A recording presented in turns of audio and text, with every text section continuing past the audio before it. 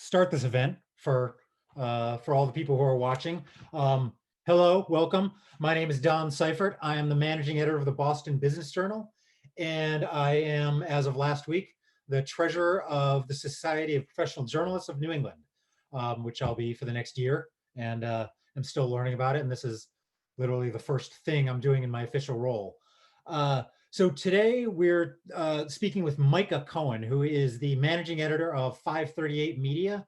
Is it 538 Media or just 538 actually? 538, nice and Okay. simple. Yep. 538, which you probably heard of, is a media organization founded by Nate Silver back in, how long ago was it founded? It's during the 2008 presidential election cycle. Oh, okay, okay.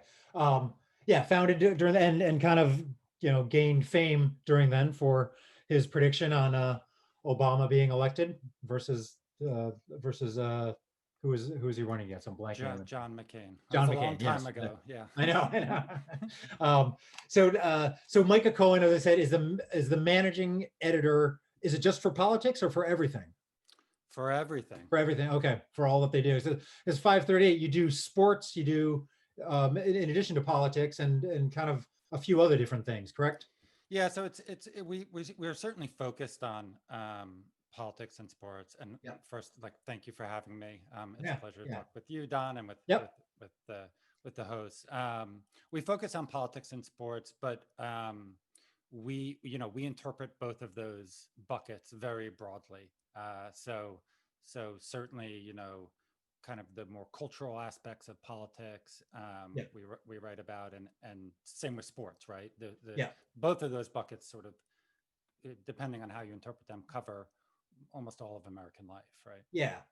Yeah. Statistics kind of seems to be like the common theme, to a large extent, anyway. Statistical analysis. Correct? Yeah, that's right. So 538, especially early on, the defining feature was, okay, we are going to use data to cover the news. Yeah. Or put another way, we are going to use data to try to answer questions, relevant to the news, right? As we've grown, 538 started with Nate. I started working with Nate at the New York Times in 2010. And then we moved out. ESPN bought it in 2013, and that's when we really expanded from about two people to 30, Yeah. 35, 40 people, right? As we've expanded out, we've started thinking of things more as like, okay, yes, a big part of what we do is data, but it's more about sort of matching the journalistic tool to the question, right? So some questions, what are Joe Biden's chances of winning the election? Yeah. That's a data question. That's a question that's really best answered with data. Yeah. Other questions, really important questions, data wouldn't really get you anywhere with them. So Yeah. so certainly we think of ourselves as an empirically minded newsroom, like half think tank, half newsroom, half laboratory. That adds up to three halves, but Yeah. stay with me here. But more and more, we're sort of defining that broadly and thinking more about, okay, what is the best journalistic tool to answer a particular question, right? I see. I see. Actually, before we go, I just realized that I never mentioned New England Newspaper and Press Association. This is their Zoom account. They are a host of this. Thank you very much to NIMPA for hosting this. But back to 538. I guess I knew that it was bought by ESPN. So it was like really kind of sports focused to some extent. To like, even though it was like it's kind of a strange mixture of both politics and sports. It seems like.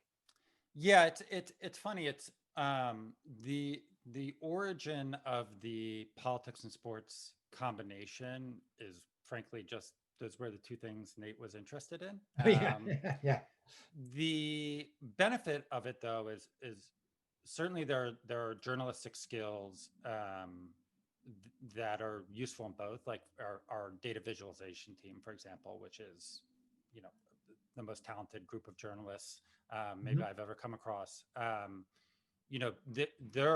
Their skill set works really well in both areas, because both areas are there's a wealth of data, right? Yeah, The other benefit of doing both is both are cyclical in sort of complementary ways, right? So we sort of flex onto one and flex onto the other. Yeah. Uh, but yeah, it's I guess it's not much different than your standard newspaper in that you Yeah. have, different I mean, departments. Yeah. it seems like it's been more focused on the politics side, just because that's what has been the overwhelming interest for the last several years. Well, it is cyclical. So it's cyclical on a yearly basis. Okay. 2020, we're more focused as a newsroom on politics, right, Yeah. than we were in 2019. Yeah. But it's also cyclical within the year, right? So this year was obviously more than a little weird because sports were canceled for a big chunk of the year. But in 2018, right? We were focused on the midterm elections. Then we're focused on the NBA playoffs, right? So it sort of, we move from one thing to the next. Yeah. Yeah. Okay. Um, okay. I want to talk about I mean, the obvious question having to do with polls is just been 2016. This, perception that polls were wrong or misleading or somehow missed a big story, anyways, in 2016.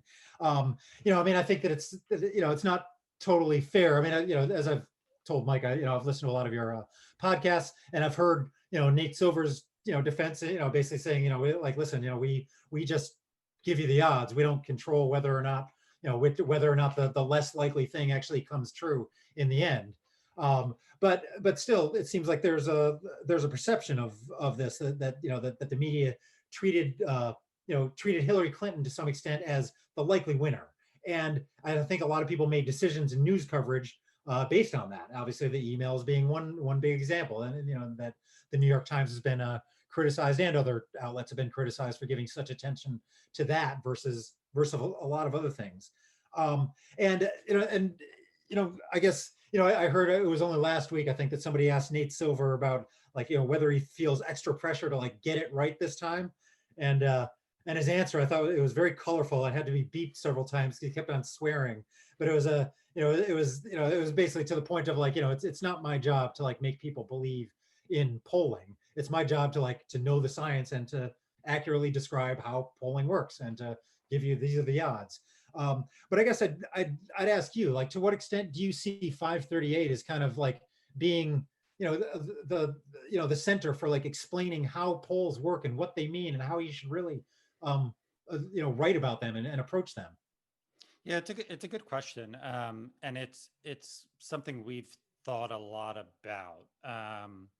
So to put some of the basics in place, I guess, Yeah.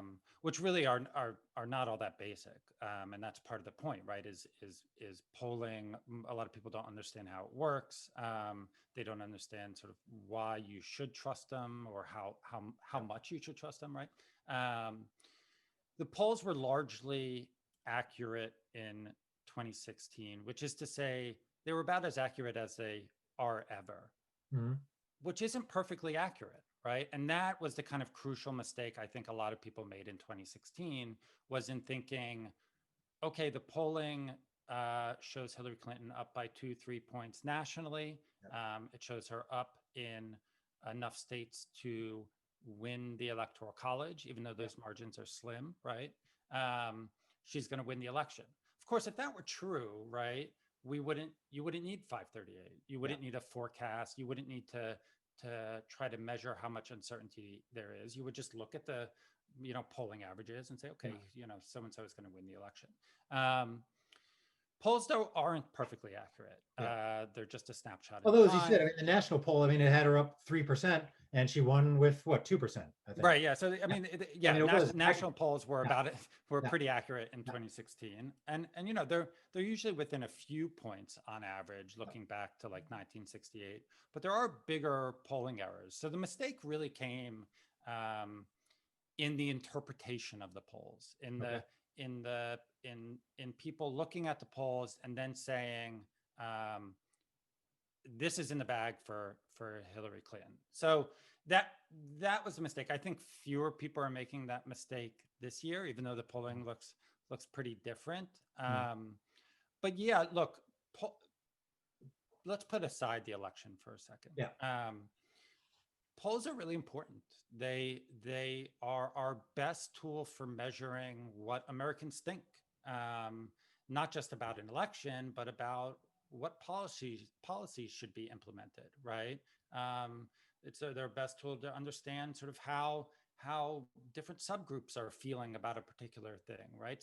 So whether or not we can trust polling, frankly, is an important question for 200 reasons, the last of which is like forecasting an election. Yeah.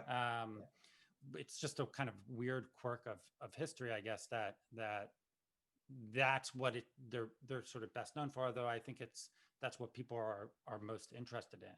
Yeah. So trust the polls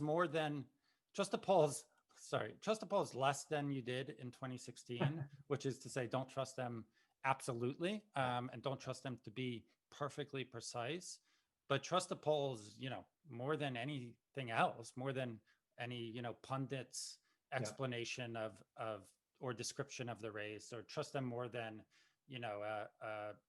a story from, somewhere in Michigan that talked to 3 voters, right? Yeah. It's our best but flawed tool.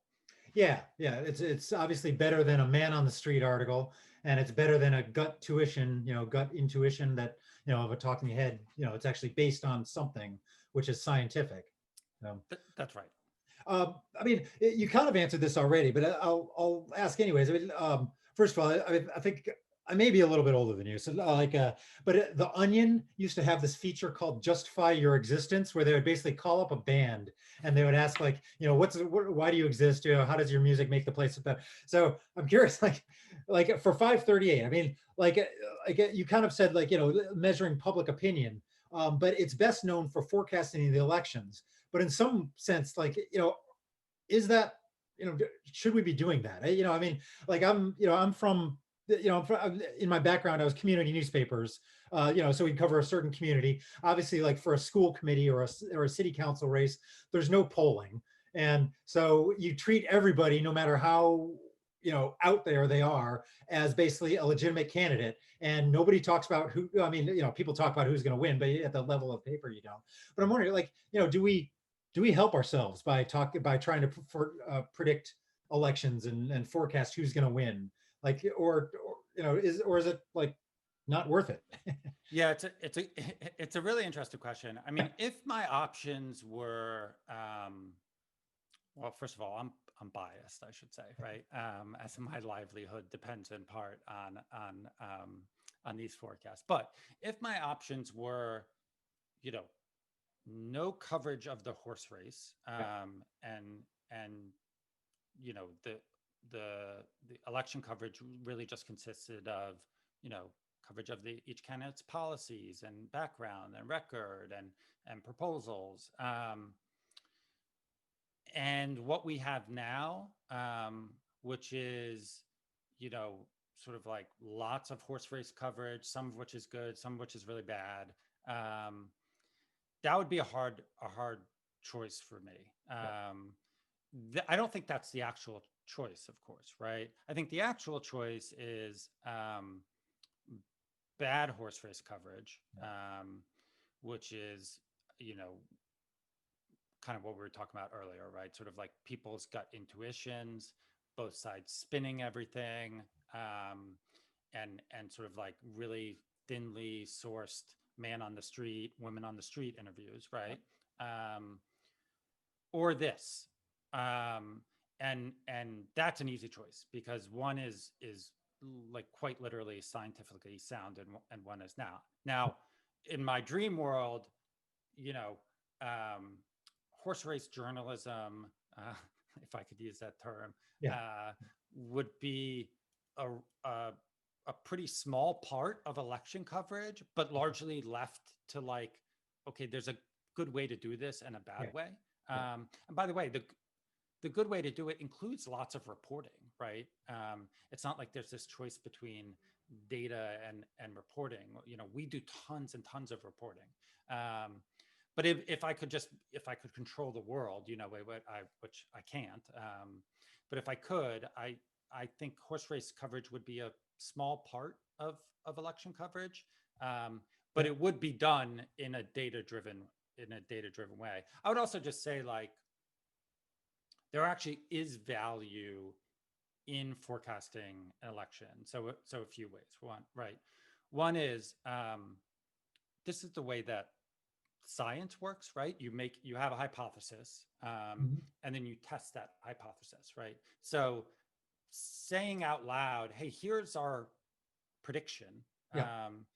and that prediction stems from our understanding of the way the world works.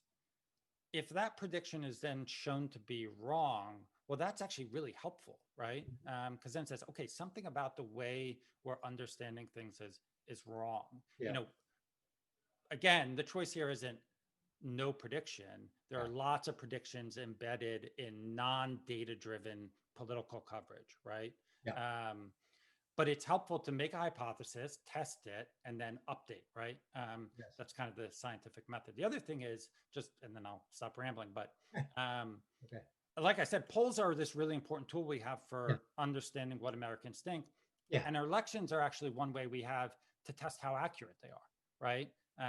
So if we're relying on polling to say, oh, actually, people really support covering pre-existing conditions, Yeah. how do we know that's accurate? Well, we know that's accurate based on statistics and some, like capital S science stuff. Yeah. But we also know that's accurate because the same pollsters who are doing that work are also polling elections and getting that largely right. Right. So it's a way to test things. I think a useful way. Yeah. Okay. Yeah. That's a good way to think of it. Anyways, I like it. Just That's how I justify it yeah. anyway. Yeah. Yeah. Well, I think that it's that obviously, like finding out what the public thinks, what the majority of the public thinks on important opinions, on important topics is useful, and that guides public policy, and people use it all the time to guide public policy. In gay marriage and abortion, and any major decision that's made. I've actually got a question from someone so I'll just put this in now. Somebody who reads 538 a lot says, in addition to politics and sports, the site covers topics grouped under economics, science, and life. And they say, for the first two, it seems pretty obvious how you come up with stories, but how do you come up with stories for economics, for science, and just kind of life stuff? I guess the less well-known part of 538.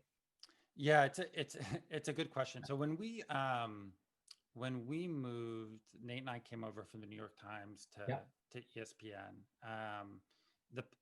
We had this sort of grand plan to basically take this data-driven approach that had been applied mostly to politics, a little sports at the Times, and apply kind of across the board, right?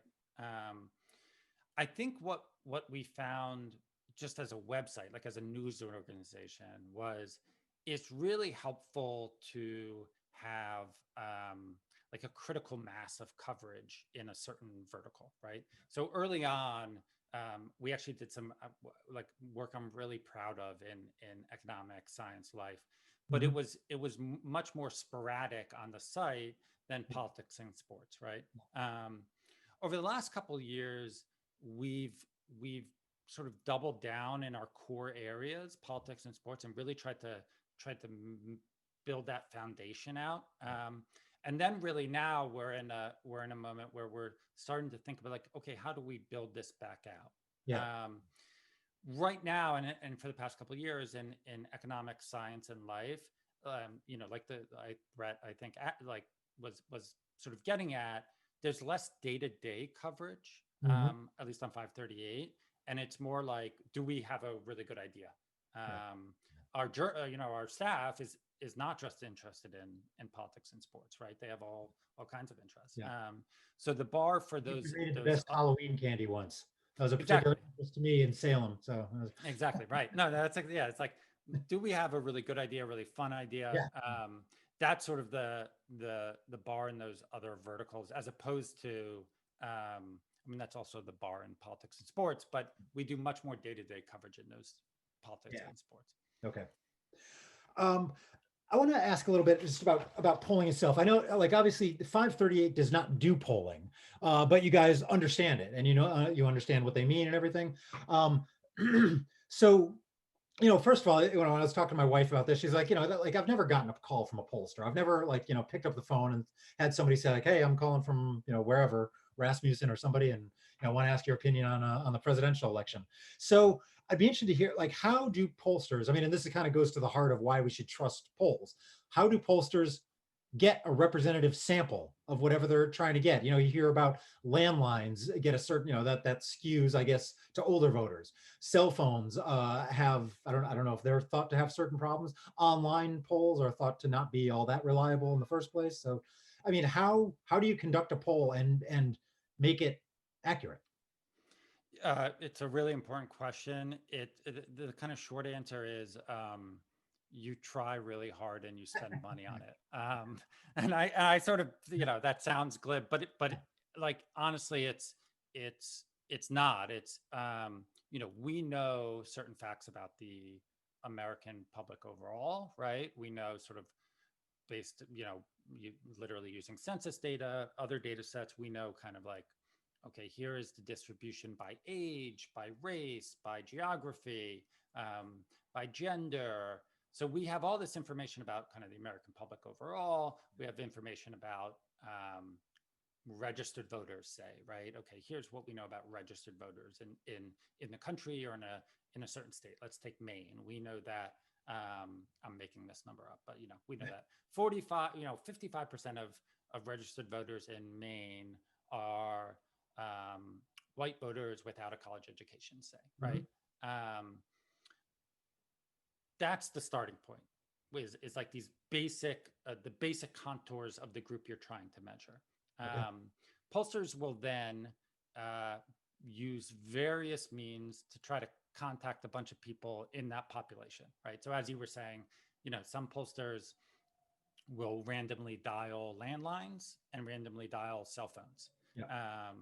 Some pollsters will recruit a bunch of people online in a way where they hope they have a representative group online in that panel and then try to randomly draw from that group.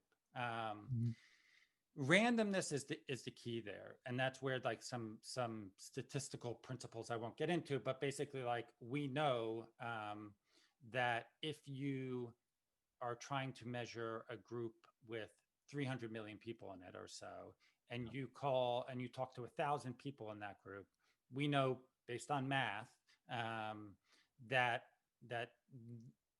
the results you get will be accurate within some margin, right? Yeah.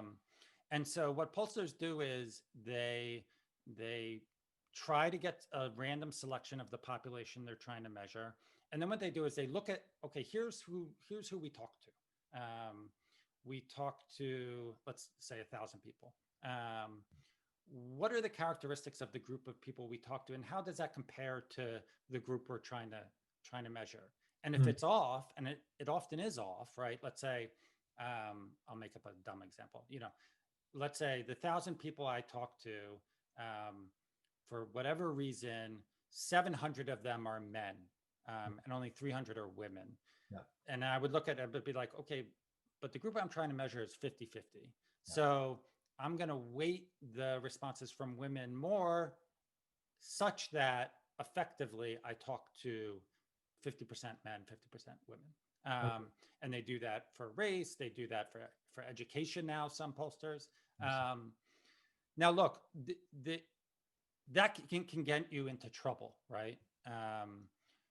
Some of the problems you were referring to, right? Landlines. Who has a landline? Who picks up a call from an unknown number? When was the last time anyone did that, right? Online polls are there's a big range in terms of quality. Some are doing a really good, innovative work, but it's new, right? It's largely unproven, not unproven, but it's new, right? Yeah. So the more you have to kind of adjust the weighting and use statistical tools to try and make your sample represent the group you're trying to measure, the more you're introducing room for errors of judgment, just errors, like all kinds of errors, right?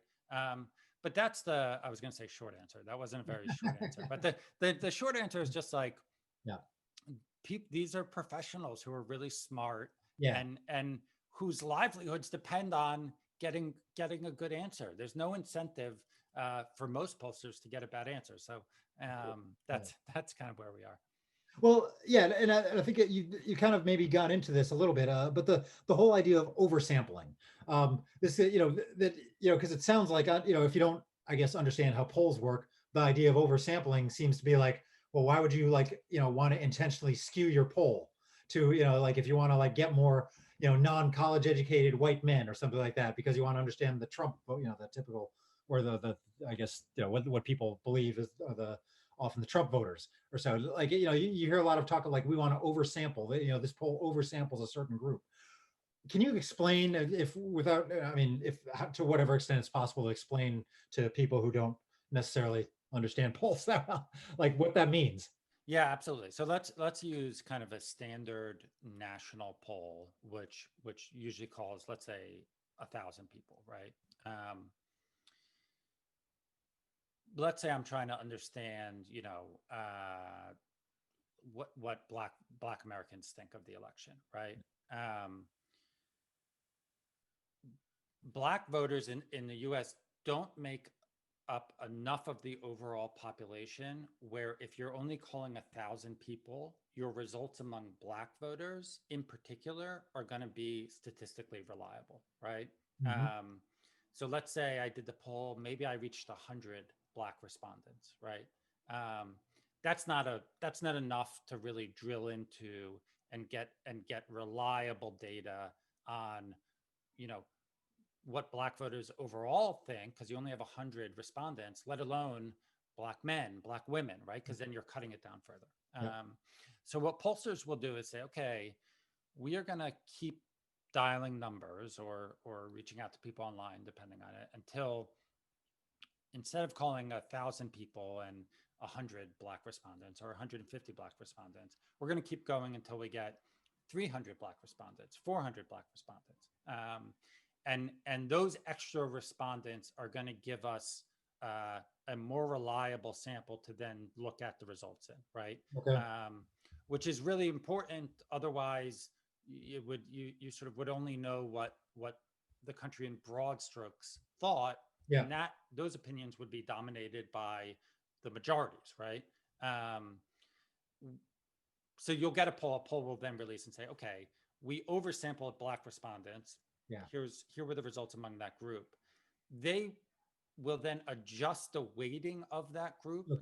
Yeah. for the main results, right? So it's not like they then say, okay, well, here are our results, and we reached all these extra Black respondents, and we're just going to keep them in weighted the same as we would anytime, right? Yeah. They will then downweight those respondents so that as a group, they still count towards what their share of the U.S. population overall is in reality.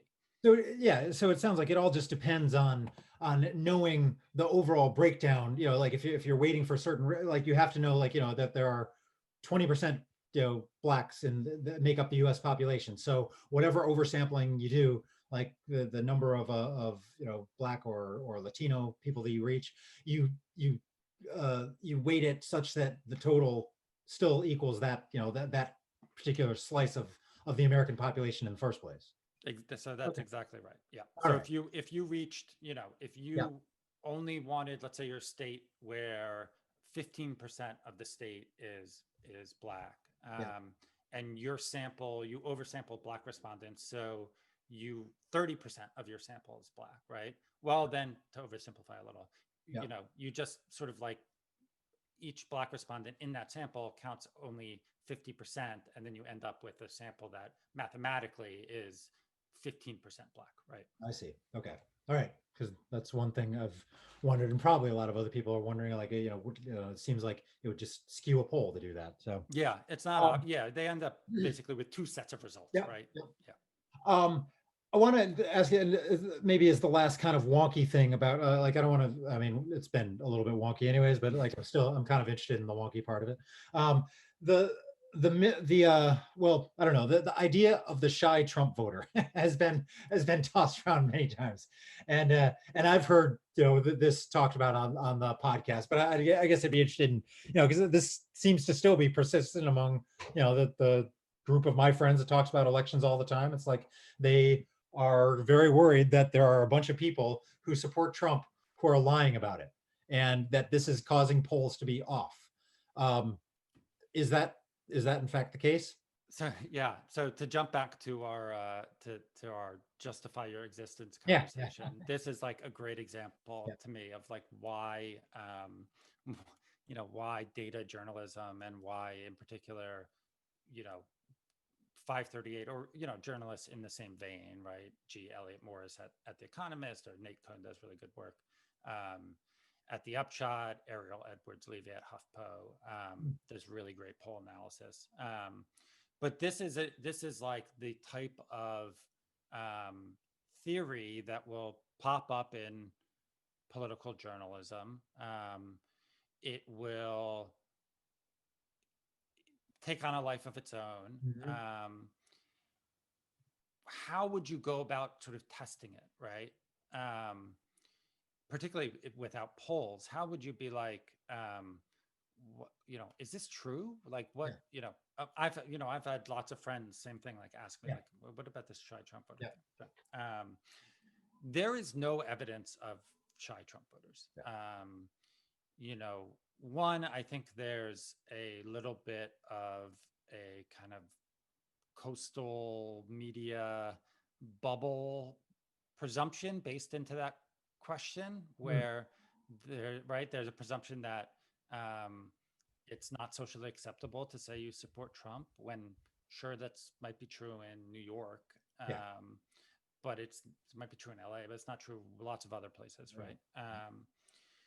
Two, there there are in the polls, right? A lot of voters who, not a lot, but there Mhm. are voters who say, hey, I voted for Trump in 2016 and now I'm supporting Biden. Or I voted for Trump in 2016 and now I'm not voting, right? Yeah. So that doesn't match the shy Trump voter theory either, because they're saying, hey, I voted for Trump. Finally, in 2016, Trump did overperform his polls in a couple states, which if there were a shy Trump voter, you would expect Trump to overperform his polls. But he underperformed his polls in other states. And during Republican primaries, he didn't consistently overperform his polls. Yeah. So there's just not really evidence for this. That's not to say that the polls might not underestimate Trump support. They might, and Mhm. the Mhm. polls might be underestimating Trump support. We just don't have any reason to think they are, or to think it's because of shy Trump voters. Yeah. Yeah. It's there's just no evidence for it. Yeah. Yeah. Do you know where it came from? Like who invented Oh, this? that's a great question. Yeah, I don't know who originated the shy Yeah. Trump voter theory, Yeah. but whoever it is should get some I know prize, they should because get a prize. Yeah. it's had quite the life. The I know. last thing I should say, just to throw it out there, is Yeah. people have studied this, looking at how Trump performs when you conduct a poll online anonymously versus having real people call people up. And if the shy Trump voter theory were true, right, you might expect that Trump would do better in online polls where people are anonymous, right? Yeah. There's basically no difference. So, yeah. Okay. Yeah, I mean, I guess related to that, I mean, like, do you, I mean, like, regardless of Trump, I mean, do you worry about like that there's certain people out there who are gonna lie to a pollster just to, I don't know, to like stick it to the man or something like that? Is this a problem that you have to worry about, or is it not really? Yeah, no, well, sure, I Okay. do. I mean, I Okay. worry about polling in Yeah. general. Yeah. Really good polling is expensive. There are some new polling techniques, online polls that are potentially less expensive, but again are kind of new, and we're still figuring that stuff out. And as we were talking about earlier, response rates are kind of have been plummeting to to polls for a while now. A lot of really high quality polls historically have been conducted by state level regional newspapers, to this seems especially relevant. Hmm. And as those papers have had their budget slashed and their resources cut, a lot of those polls have gone away, and so the polling landscape now is just, there are some really great pollsters, there are some new upstarts who are figuring stuff out, there are some really really shoddy fly by night pollsters. So that's more my worry. I worry about the polling industry in general, and I worry about it because a lot of the work we do is dependent on it. But also, like we were talking about earlier, it's just important to know what, in a democracy, what people think. And so I guess I would say my worry is more diffuse than that people are lying specifically, right, or something like that. I see. Okay. Um, so maybe to get more to, I guess, news you can use, as you could say. Like, I mean, this is likely going to be watched by mostly journalists, some of whom are going to be covering polls and are going to be writing about polls and or trying to explain them. I mean, are there a few things that you can say to like how should they be presented? Without getting, obviously we've kind of got into like a little bit of the weeds over the last 20 minutes talking about it, which you can't really do in a newspaper article. The whole point of a writing an article is you give people a sense of, it's not like you're going to devote several paragraphs to what went into a poll. What's a good, I don't know, do you like just a few tips of like how to talk about polls that give them the correct importance and convey their meaning in a way that's easy to understand? Yeah, that's a great question. So number one, and this is like the most obvious, but for some reason I still see many stories that don't do this. Don't just cite one poll. Um, One poll, no matter how well conducted, no matter how reliable the pollster, is just one poll. And the chances that it's just an outlier and off are higher than an average of polls. So if you're a journalist working in Vermont, and you're writing about, a new, a new law proposed in the legislature that seeks to, restrict gun rights, let's say.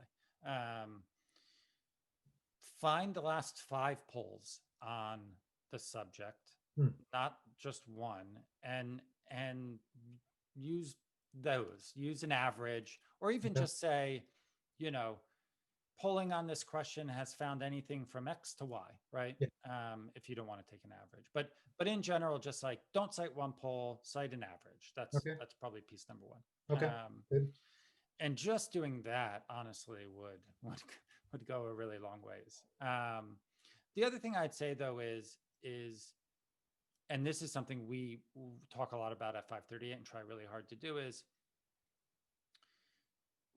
be upfront with the reader about sort of what we know, but also what we don't know, right? So in Mhm. other words, like how part of what went wrong in 2016 is a lot of outlets conveyed the sense that the polling was incredibly precise. When instead I much rather these, if you're reporting on a race and it's the polling shows one candidate up by 3 or 4 or even 5 points, you want to be using language like this is a close race. It's one, this candidate has a lead, but either candidate still is very much in this, right? You want to be kind of, not only giving the reader or viewer the information we have, but also being clear, like what are the bounds of that information, right? How far does our knowledge really extend? Hmm. And those two basic things, honestly, would go a really long ways. I think Yeah. some of this, like after 2016 in particular, you saw a lot of people sort of saying like, okay, you got to give the polls margin of error, Yeah. which sure, that's a really good thing to do, but the margin of error most people are referring to is really just the margin of sampling error. It's just one kind of error that a poll can have among a whole range. And Oh, so, I think if I wish stories about polling just had more of a sense of like had more of an impressionistic tone. I don't know how much that would fly with some editors, but okay. that would be my advice. Huh. So you're saying that the margin of error, I mean, yeah, that's like a mathematical thing. I know that I don't know how to calculate it, Yeah, but I don't know how to calculate it okay, either. all right. There are margin of error calculators online Yeah, you can just use. But yeah, so that's just this principle yeah. It's just that one type. Okay. if you call 1,000 people, how many people have you reached? What is the size of the group you're trying to measure? And then there's a margin of sampling error that comes out of that, right? So if you have a poll of, let's say, 400, 500 people in a state with, a few million people, your margin of sampling error is going to be, let's say, 6, 7 percentage points. Yep. Yep. Margin of error, sampling error on a typical national poll, right, is 3, 4 percentage points, somewhere in there. But that applies to both candidates, right? So it's really like 7, 8 points. And again, it's just one type of error. We're going back to our conversation about how polls are conducted. Horse race polls, you're not trying to measure the American public overall, right? Mhm. You're trying to measure this really nebulous group of likely voters. Yeah. But how do you define, like, we don't know exactly who's going to vote. We have ways to estimate that, which are pretty reliable, but we don't know exactly. And so that's a whole nother type of error, right? That doesn't have anything to do with sampling. That if you just make the wrong judgment calls about how you're constructing your likely voter sample, Mhm. your poll could be way off, right? Yeah. So there are all types of polling errors Yeah. that can happen. Okay. I mean, and on that, I mean, has it improved over the last 4 years? I mean, are things better in 2020 than they were in 2016 as far as the way that journalists are presenting polls accurately? I I think so. Okay. I think it's better. You know, it's uneven, Yeah. right? First of all, like I feel somewhat presumptuous answering this question because Yeah. there are a lot of smart journalists, and I'm not the judge of Yeah. all of journalism, right? Yeah. But I'd say that a lot of people do have a new appreciation for Yeah. that polling is imprecise, right? Um, I think some places have now overreacted to that and resorted to this like we don't know anything. It's Yeah. 50-50. We don't know anything, right? Yeah. Now in fairness, like it's actually it's a hard message to convey. It's a hard message to get across that one candidate is ahead Yeah. clearly, but the other candidate could still win. People just have trouble with that for Yeah. whatever reason, and particularly if you're writing an 800-word Yeah. newspaper story, right? It's hard to get that across. Yeah. But I think overall, I think journalists have improved and do have a better understanding of how to use polls, and I think they'll just get better and better at it, or at least I hope they will. Yeah. Good. Um, let me ask about your own personal history. But, as just I'm curious as as a journalist. I mean, you started out as something called a news assistant, and then became a staff editor at the New York Times. So what I don't know. Talk about what you did when you like. It sounded like you spent 8 years at the New York Times. You became you. But you were working with Nate Silver. It sounds like towards the end of that time and at the Times, correct? Yeah, so I got a job actually as a news clerk. Oh, okay. No, no, so that doesn't really matter, obviously, but at the time, it was like I had a big promotion from news clerk to news assistant, which Okay. mattered very much to me, Don. No, I'm kidding.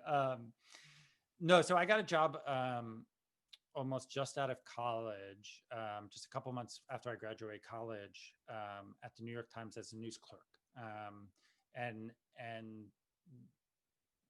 that job basically is like printing stuff out for people, Yeah. getting people coffee, kind of managing the publishing, the the CMS, which at the time was this like bespoke piece of software the Times Yeah. had built. I'm sure people have, have their own kind of Yeah. horror stories with those, right? Yeah. Actually, early on in that job as a news clerk, so I went to Tulane University and I Okay. graduated in May 2005. And of course, Katrina hit Wow. at the end of August of that year.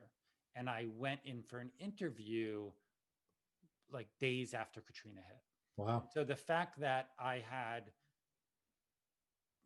lived in New Orleans for 4 years became sort of relevant, Yeah. and at least was, I think, part of the reason they hired me. I used to joke with my manager at the time that, well, you guys only hired me because I actually one of the first things I did was they paid me and my friend to drive an RV from New Orleans back up to New York, and then I flew back down and I worked out of the bureau. They had set up this bureau in Baton Rouge.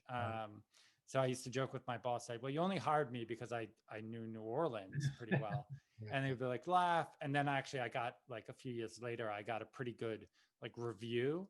And then at one point it said, like, and to think we only hired you because you had experience driving that RV route. But so I got, that was kind of my the way I got a foot in the door, right? Of course, then I was at the New York Times, surrounded by some of the best journalists in the world. Had never done any journalism. I was an English major. I had, really embarrassing dreams of writing the great American novel. It's all super cliche, right? But then, like, almost right as I graduated college, I was like, I should be a reporter. Like, Yeah. I love writing, I love talking, and then I was like, why the beep didn't I think of this earlier, right? Luckily that I got into the New York Times, and it was an education, right? But like, I could not have been luckier to get that kind of education. Sometimes I do wish, like, I had taken the, work for your county newspaper, Yeah. The the slow state road. newspaper, Yeah. that I Yeah. like, that's romanticized in my head. Yeah. I'm sure some people would listen to that and be like, dude, shut up. I You know. I started at know. the New York Times, Take the right? New York Times. Yeah. But, so I was a clerk at the Times, and basically I sort of, in my head, I had two jobs. One was being a clerk and then an assistant. And that involved, frankly, a lot of work that's not journalistic in nature, right? That's like clerical work, administrative work. But then I would read everything that came in. I would talk to people as much as I could. And after a while, and I actually waited a while, I started pitching stories, right? And really bad pitches, and the editors would be like, what are you talking about? Like, but then, they would help me and I would slowly get better. And so by the time Nate came there in 2010, Okay. I was technically freelancing for the Times, right? Technically, I was reporting a lot, right? Relative to what I had been doing. Okay. So Nate came there in 2010. They were like, oh, we need someone to work with Nate. I don't actually remember if I even interviewed with Nate. I think I interviewed with someone else. And then I started working with Nate. Okay. And so then my last 3 years at the Times, 2010 to 2013, where I was just working on 538 stuff. Huh. Okay. And then when I guess so 538 was a thing at the New York Times for a while, and then it got bought, as you said, by ESPN, kind of went its own way, and now as of like a couple of years ago, it was bought by ABC, correct? Yeah, exactly. So the New York Times licensed 538 from Okay. Nate. So it was like, I think it was like a 3-year contract or something. Okay. And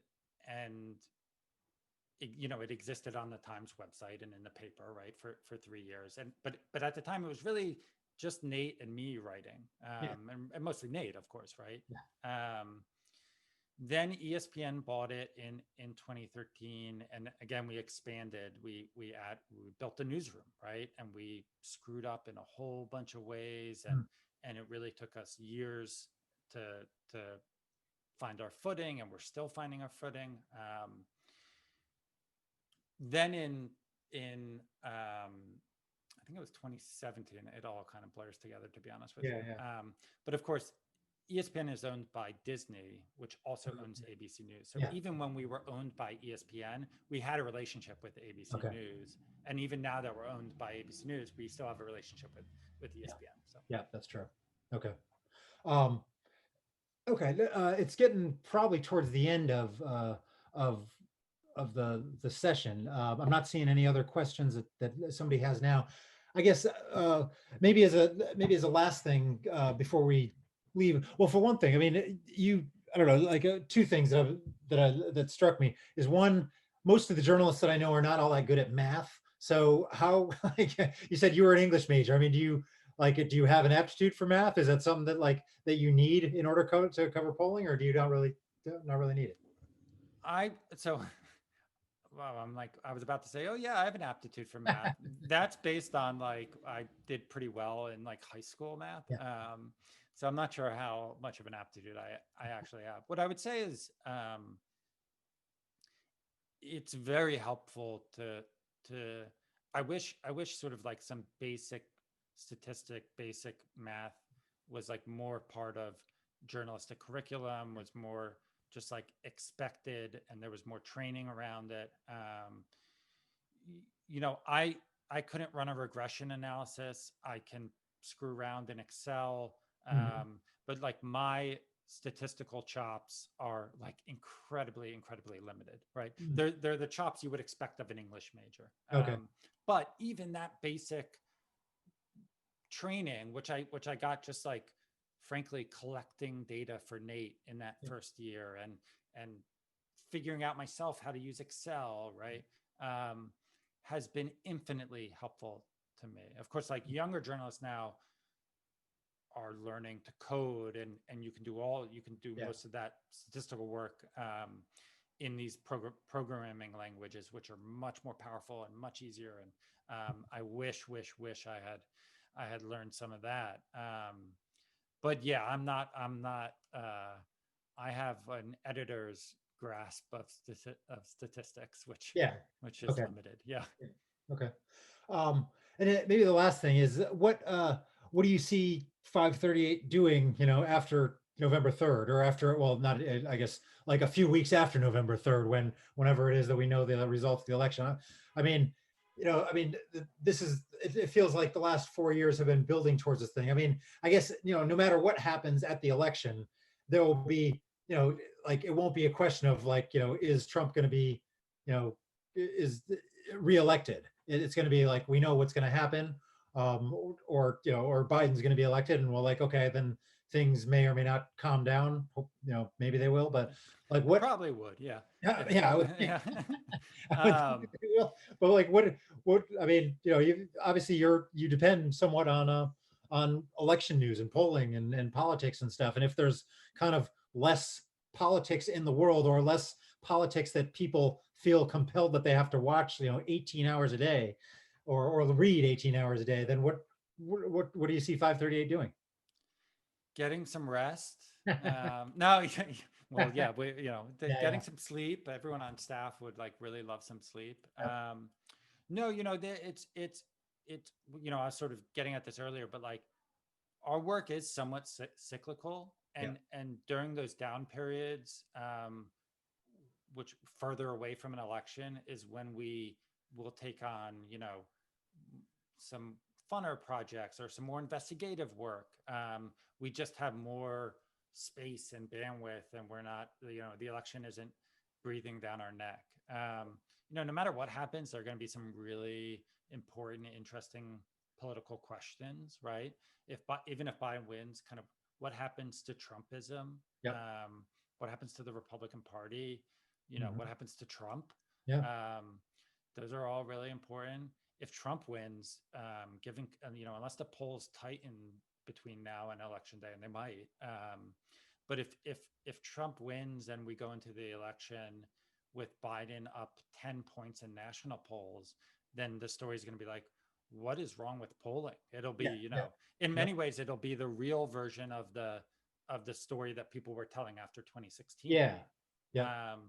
So I think there'll be plenty of important news and questions after the election. I think we'll have, as a newsroom, a little more space and time to take some big swings. And of course, 2024 we'll get here sooner than you think, Don. Nobody even wants to think about that, Let's start forecasting the 2024 I know. election. Exactly. How would Don Jr. do against? No, I'm kidding. Yep. I know. Well, thank you very much for taking the time. And it's I think we're about to the end of the hour. So again, this has been Micah Cohen, managing editor of 538. I'm Don Seiffert, managing editor of the Boston Business Journal. And thank you to New England Newspaper and Press Association and to the Society of Professional Journalists of New England for hosting this whatever you call it, interview. Thank you, Don, and congratulations on your election as treasurer. It's good to know elections are working. Yeah. Okay. Thank you. A lot. See you, everyone.